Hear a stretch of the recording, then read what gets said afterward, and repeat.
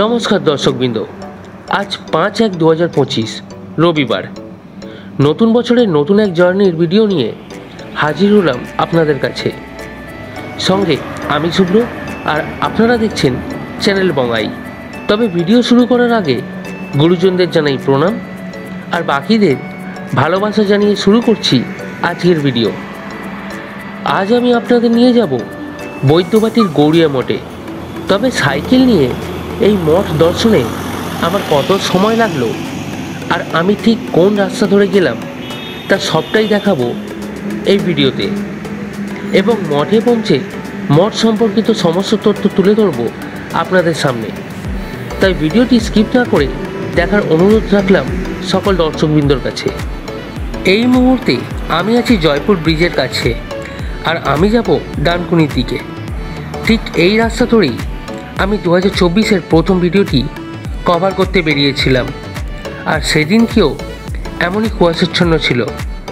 তাই বারবার সেই প্রথম দিনটার কথা আমার মনে পড়ছে। আমরা যাব সোজা, তাই স্ক্রিনে দেখানো ডান পাশের রাস্তা ভুল করে যদি ধরেন তাহলে আপনারা পৌঁছে যাবেন দক্ষিণেশ্বর। এই রাস্তা ধরে কিছুটা গেলেই এই ওভারব্রিজ, যার নিচে দিয়ে গিয়ে রাস্তা পার করে আমরা ধরব দিল্লি রোড, আর বাম দিকে চলে গেলে আপনারা পৌঁছে যাবেন বর্ধমান। কিন্তু তার জন্য ওভারব্রিজের নিচে আসার কোনো প্রয়োজন নেই। দিল্লি রোড যেখান থেকে শুরু হচ্ছে সেই জায়গাটার নাম পার ডানকুনি। এখানে আমি ওভারব্রিজ না ধরেছি ওভারব্রিজের পাশ দিয়ে চলা রোডটি। ক্রসিংয়ের বাম দিকে গেলে ডানকুনি হাউজিং কমপ্লেক্স।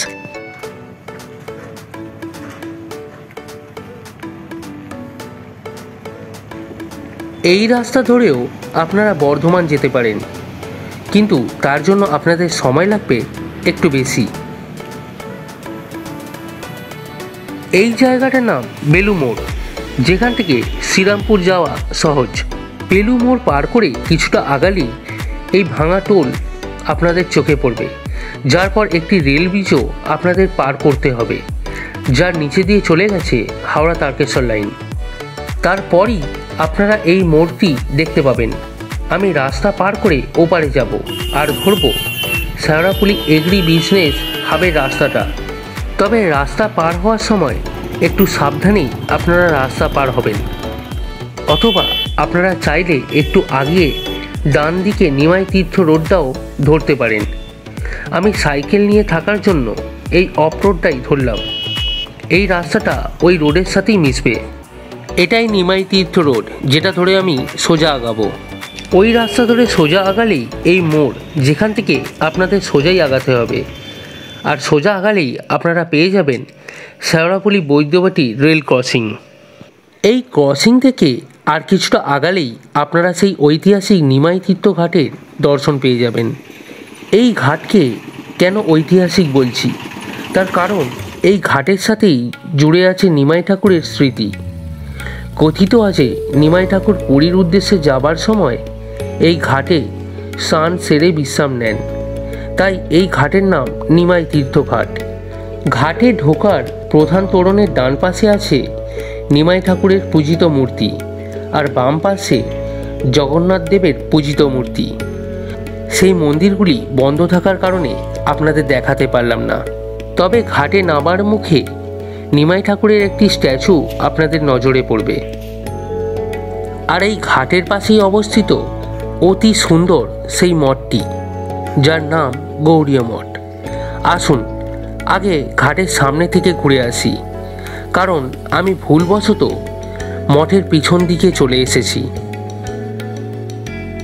শ্রাবণ মাসে তারকেশ্বরের বাবার মাথায় জল ঢালার জন্য বহু দর্শনার্থী এই ঘাট থেকেই জল তুলে তারকেশ্বরে যান।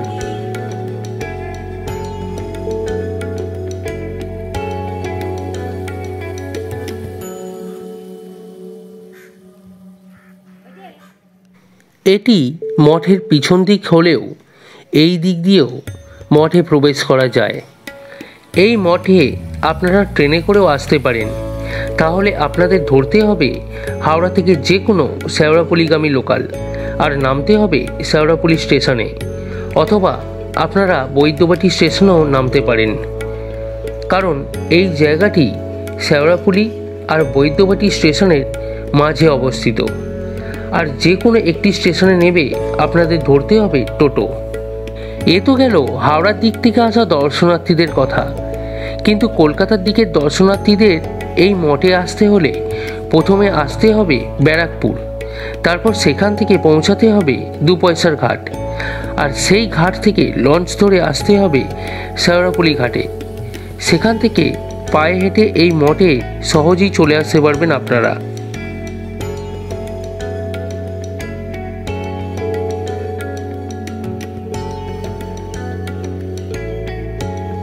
আমার সাইকেলটা মঠের এই গায়েতেই রেখে দিয়েছি। আসুন এবার মঠের ভিতরে প্রবেশ করি।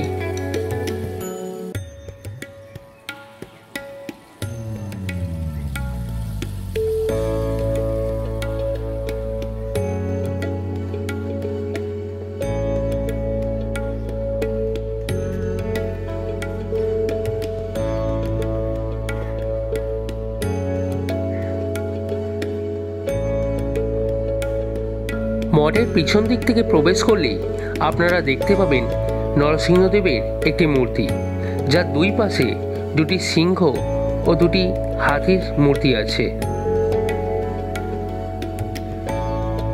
একটু আগালেই আপনারা দেখতে পাবেন বাম পাশে একটি সিঁড়ি উপরতলায় উঠে যাচ্ছে। তবে এই সিঁড়ি দিয়ে আমি না উঠে নিচের তলায় থাকা মন্দিরগুলো আগে দেখে নেব। সিঁড়ির নিচে দিয়ে আগালেই আপনাদের চোখে পড়বে নন্দী মহারাজের একটি মূর্তি, যা দেবাদিদেব মহাদেবের দিকে মুখ করে আছে, এবং নন্দী মহারাজের সামনে 13টি ছোট্ট মন্দির আছে, যার মধ্যে প্রথমটিতে দেবাদিদেব মহাদেব ও মাতা পার্বতী বিরাজ করছেন, এবং বাকিগুলোতে দেবাদিদেব মহাদেবের 12 জ্যোতির্লিঙ্গের প্রতিরূপ রাখা আছে। আসুন আমরা সেই সবকটাই দর্শন করি।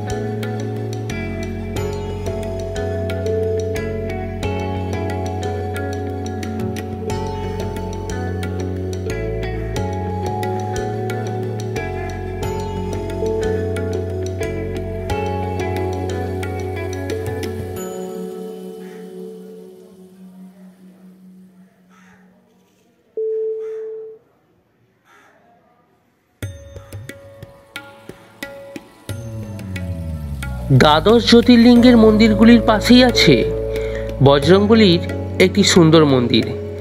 আসুন বজরংবলীকে একটু দর্শন করে নিই।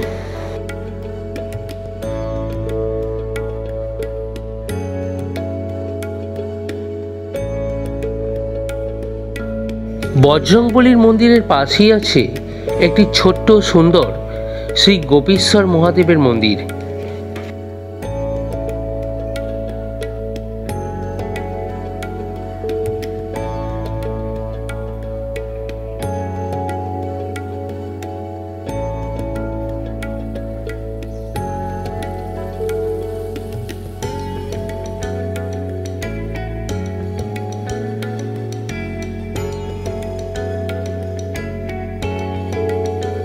গোপীশ্বর মহাদেবের মন্দিরের পাশেই আছে শ্রী নিমাই ঠাকুরের নামে উৎসর্গিত একটি মন্দির, যার সামনে আছে একটি যজ্ঞকুণ্ড।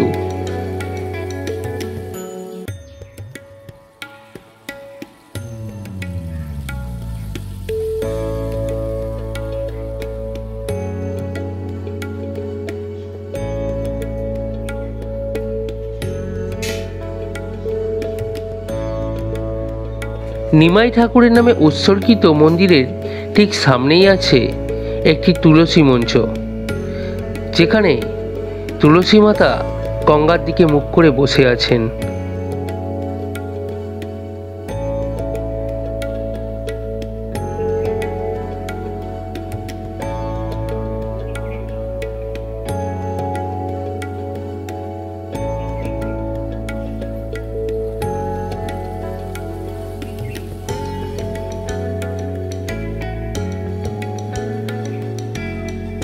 নিমাই ঠাকুরের মন্দিরের পাশেই অবস্থিত মঠের নিজস্ব ঘাট। আসুন ঘাটের সামনে থেকে মা গঙ্গাকে একবার দর্শন করে নিই।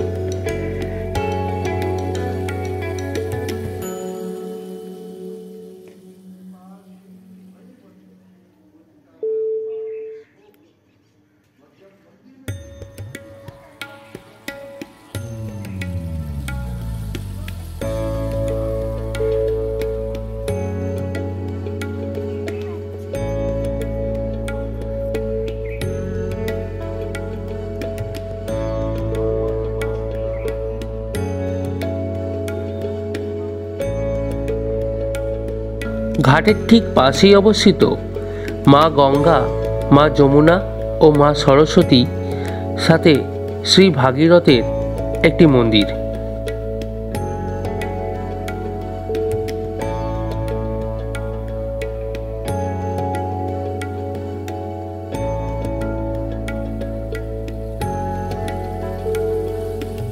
এই দিকটাই মঠের সামনের দিক। মঠের দ্বিতীয় তলায় ওঠার জন্য এই দিক দিয়েও একটি সিঁড়ি আছে। সোজা রাস্তাটি মঠের রন্ধনশালার দিকে যাচ্ছে। এই মঠে আপনারা সুস্বাদু ভোগ প্রসাদও পেয়ে যাবেন, যার মূল্য 80 টাকা। তার জন্য 9টার মধ্যে আপনাদের কুপন কাটতে হবে। আর এই সিঁড়ির বিপরীতেই হচ্ছে মঠের কার্যালয়, যেখান থেকে আপনারা কুপনটা পেয়ে যাবেন। আসুন এবার দ্বিতীয় তলায় যাই। মেন মন্দিরের প্রবেশদ্বার সুন্দর কারুকার্যে মোড়া। আসুন এবার ভিতরে প্রবেশ করে ভগবানকে দর্শন করে নিই।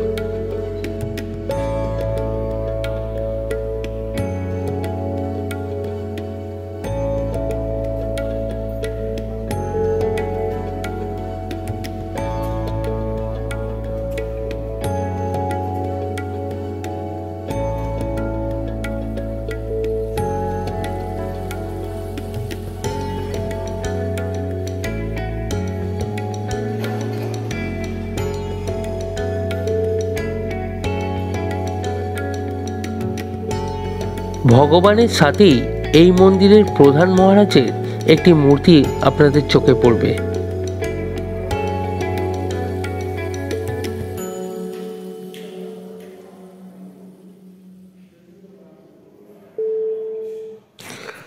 আসুন এবার মন্দিরের দেওয়ালে অঙ্কিত পটচিত্রগুলি দেখে নিই, যা আমাদের রামায়ণ, কৃষ্ণের বাল্যকাল ও নিমাই ঠাকুরের কিছু স্মৃতি মনে করিয়ে দেবে।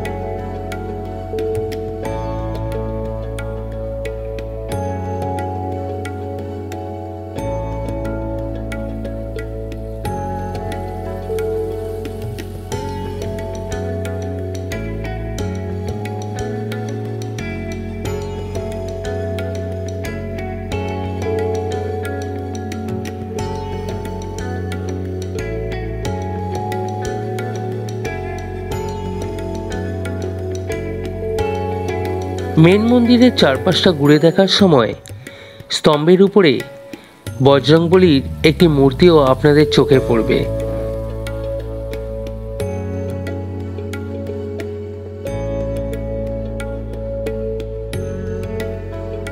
মেন মন্দিরের ভিতরটি মনোমুগ্ধকর কারুকার্যে মোড়া, যা দেখলে আপনাদের মন সত্যিই জুড়িয়ে যাবে।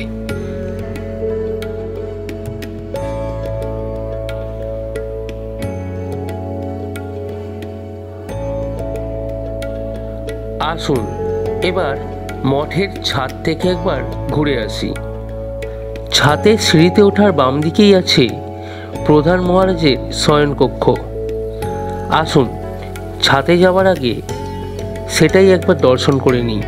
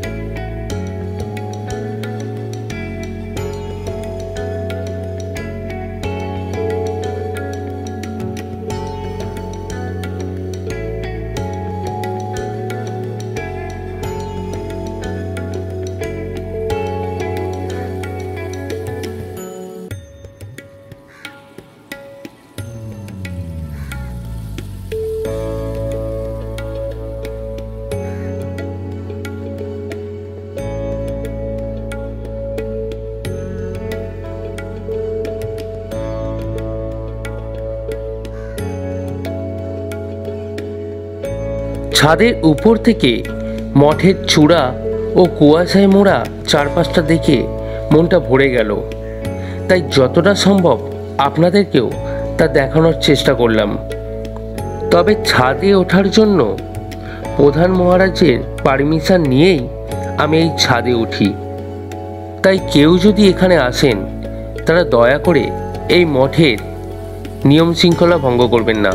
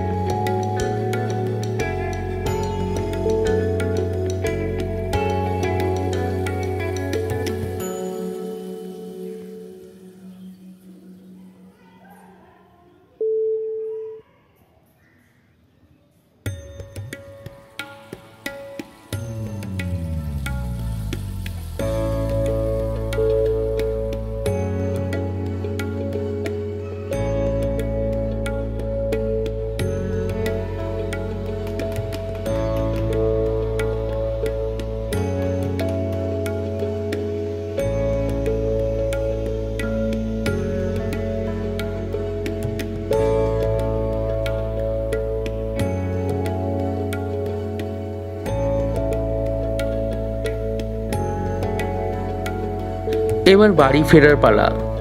আশা করি এই মঠ সম্পর্কিত যে তথ্য আমি দেওয়ার চেষ্টা করলাম তা আপনাদের ভালো লাগবে।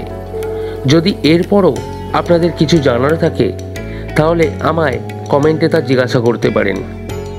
আর ভিডিওটি ভালো লাগলে লাইক শেয়ার করে অন্যদেরকে দেখার সুযোগ করে দিন। আর চ্যানেলে নতুন হলে চ্যানেলটিকে সাবস্ক্রাইব করে দেবেন। আজকের মতো বিদায়, আবারও দেখা হবে নতুন ভিডিওতে।